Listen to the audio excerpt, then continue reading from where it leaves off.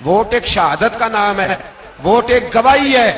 جب تو کسی کو ووٹ دیتا ہے تو کہتا ہے تیرے سیاہ سفید میں میں تیرے ساتھ ہوں، پھر کس طرح تو کہتا ہے کہ اس نے ظلم کیا میں موجود نہیں تھا؟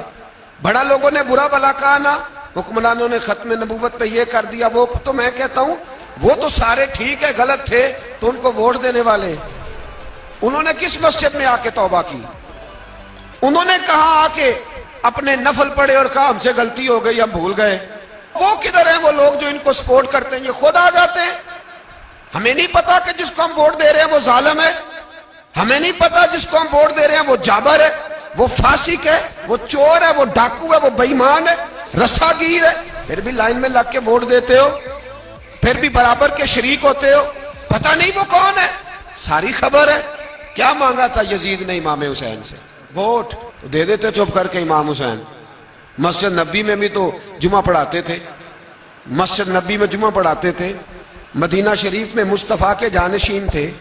یزید کہتا تھا جو آپ کہیں گے مل جائے گا، پر امام حسین نے فرمایا یہ نہیں ہو سکتا کہ میں مسجد نبی میں نماز پڑھاتا رہوں اور میرے نانا کی امت پر کوئی ظالم مسلط رہے، یہ نہیں ہو سکتا۔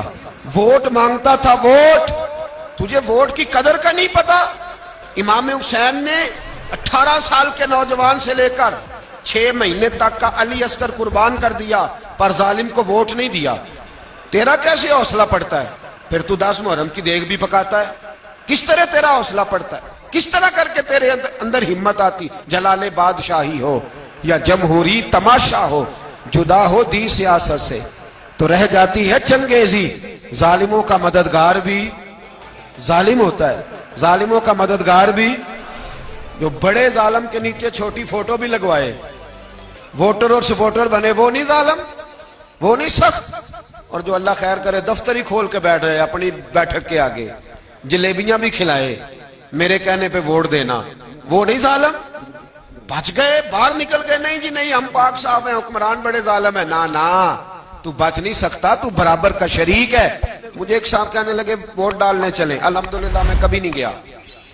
جب بندہ سمجھ میں آئے گا، مرضی کا آئے گا تو جائیں گے انشاءاللہ تعالی، نہیں گئے تو نہیں گئے۔ میں کہنا بڑی کھلی بات کر رہا ہوں، میں بھی تو مسجد کا مولوی ہوں نا، میں بھی یہ خانقاہ کا مسند نشین ہوں، کھلی بات نہیں جاتے بھئی ہم۔ ایسے ہی ہے کوئی جس کا جو دل کرے گا ہمیں ہانک کے لے جائے گا؟ ہماری بنیاد بھی ہے، ہمارا وقار بھی ہے، ہم رسول اللہ کے نام لینے والے ہیں۔ ایسے ہی جس کا دل کرے آگے لگا کے لے جائے، کیا مطلب ہوا اس بات؟ نہیں گیا۔ ایک صاحب کہنے لگے ووٹ قوم کی امانت ہے، تو امانت ضائع نہیں کرنی چاہیے۔ میں نے کہا ضائع نہیں کرنی چاہیے، پر بے ایمان کو بھی امانت نہیں دینی چاہیے، ورنہ زیادہ ضائع ہو جائے گی۔ امانت ہے تو بے ایمان کو امانت دے آئے، عجیب بات ہے بھائی۔ امانت کس کو دینی چاہیے؟ کہ بے ایمان کو دینی چاہیے۔ ووٹ قوم کی تو کس کو دینا ہے؟ اللہ خیر فرمائے، پتہ ہمیں سارا ہے۔ ہر سال آتا ہے، ہر سال جاتا ہے، اللہ پاک سے دعا ہے کہ اس نئے سال میں آپ کو وہ سب ملے جو آپ کا دل چاہتا ہے۔